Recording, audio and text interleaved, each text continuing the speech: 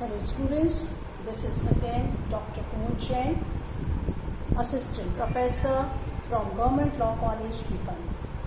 आज हम हिंदू उत्तराधिकार अधिनियम को कंटिन्यू करते हुए यह देखते हैं जो पिछले वीडियो में देखा था, उसमें एक्नीड्स का क्लासिफिकेशन यानी कि वर्गीकरण, एक्नीड्स यानी कि गोत्रज का वर्गीकरण देखा था।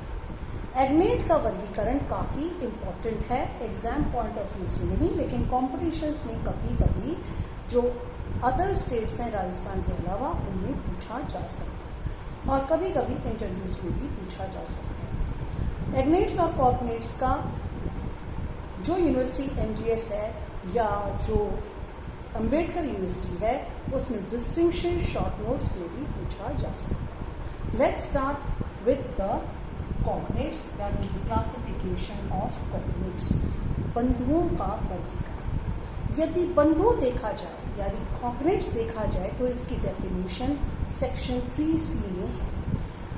एक ही शब्द से इसकी डेफिनेशन बन जाती है, not wholly through males, not wholly WHOLLY, यानी कि केवल पुरुषों के द्वारा नहीं। इसका मतलब कॉग्नेट्स में फीमेल्स भी शामिल है, रिप्रेजेंटेशन फीमेल्स का आना आवश्यक है। यदि धारा 8D को देखा जाए, क्योंकि यह सेल्फ अक्वायर्ड प्रॉपर्टी जो कि एक निर्वसियत हिंदू की जब मृत्यु होती है तो यदि क्लास 1, यदि क्लास 2 और यदि एग्नेट्स नहीं होते हैं तब कॉग्नेट्स को संपत्ति में उनको हिस्सा दिया जा सकता है। क्लासिफिकेशन जब कॉग्नेट्स का है तो जिस प्रकार से एग्नेट्स का है उसी प्रकार का कॉग्नेट्स का है। एग्नेट्स 3 प्रकार के थे, डिसेंडेंट्स, असेंडेंट्स और कोलेटरल्स। उसी प्रकार से कॉग्नेट्स हैं डिसेंडेंट्स, असेंडेंट्स एंड कोलेटरल्स। डिसेंडेंट्स यानी कि वंशज बंधु, असेंडेंट्स यानी कि पूर्वज बंधु और कोलेटरल कॉग्नेट्स यानी कि कौन से, पार्श्विक बंधु। Let's start with the example. इस एग्जाम्पल को यदि आप देखते हैं तो यहाँ पर ये P है यानी कि डिसेंडेंट्स नीचे की ओर, P जो कि निर्वसियत है और निर्वसियत यदि इसकी मृत्यु होती है तो धारा 8 से 13 इस पर लागू हो जाए। धारा 8 में जो क्लास 1 एयर्स हैं यदि वह नहीं है, क्लास 2 नहीं है, तो उनको आपको यहाँ ब्रैकेट्स में कोष्टक में दिखाना पड़ेगा कि इनकी मृत्यु हो चुकी है।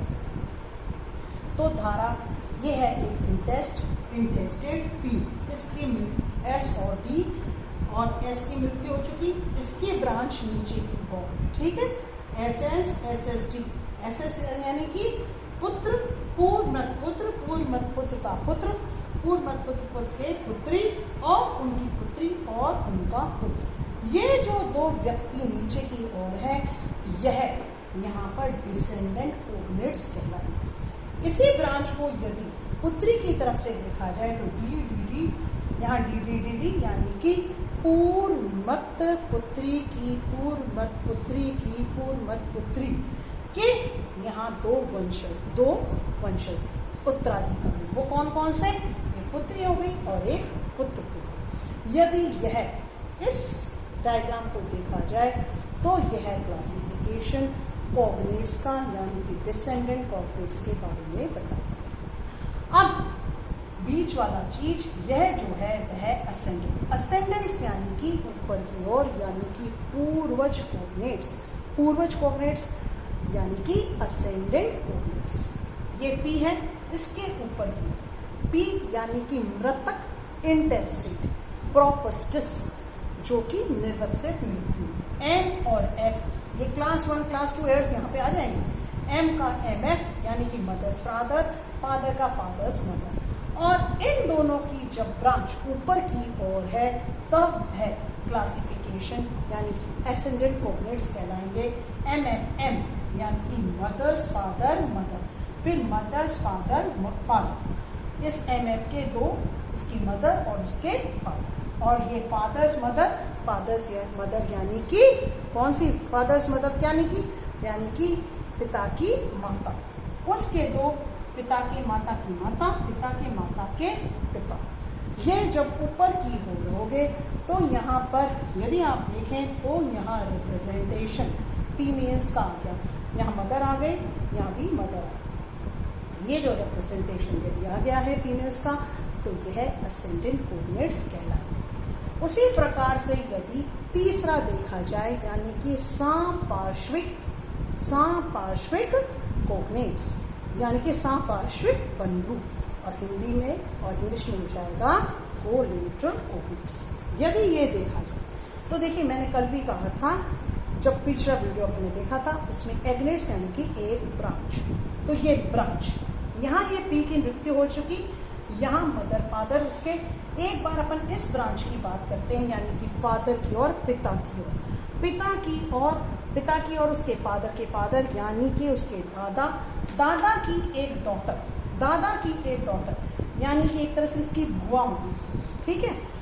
दादा की डॉटर, पिता के पिता, पूर्णत पिता के पूर्णत पिता की पूर्णत पुत्री, उसके दो जो नीचे ब्रांच जा रही है, वंशज जा रहे हैं, वह क्या कहलाएंगे? कोलेटरल कोऑर्डिनेट्स यानी कि FFDD और FFDS। FF यानी कि father's daughter's daughter, father's daughter son. यह जब दो नीचे वंशज हैं, यहाँ ये 1 2 3 4 यदि आप देख लें SSDG, SSDS, DDS और ऊपर की ओर ये नीचे की ओर, इस प्रकार से 3 प्रकार के कोऑर्डिनेट्स हो गए, और वो हैं कौन से? Ascendant, descendant, ascendant and collaterals. इनका जो डिस्ट्रीब्यूशन ऑफ प्रॉपर्टी है यानी कि जो एग्नेट्स और कोऑर्डिनेट्स हैं वह सेक्शन 12 में दे रखे हैं, जो कि काफ़ी सिंपल है, जिनके नियम बता रखे हैं। और इसी प्रकार से इनके नियम में यह है कि जो ब्रांच सबसे छोटी रहेगी उस ब्रांच को मिलेगी, और हाफ ब्लड और फुल ब्लड वाली बात तो जो जनरल सेक्शन में सेक्शन 18 में दे रखा है उसी प्रकार से हो सकता। आशा करते हैं कि आपको शायद कोऑर्डिनेट समझ में आ गया हो, और रूल्स भी इसके सिंपल ही हैं। नेक्स्ट वीडियो में आपको हिंदू सक्सेशन एक्ट कंटिन्यू रखेंगे। Let's see, take care and be safe at home. Thank you so much.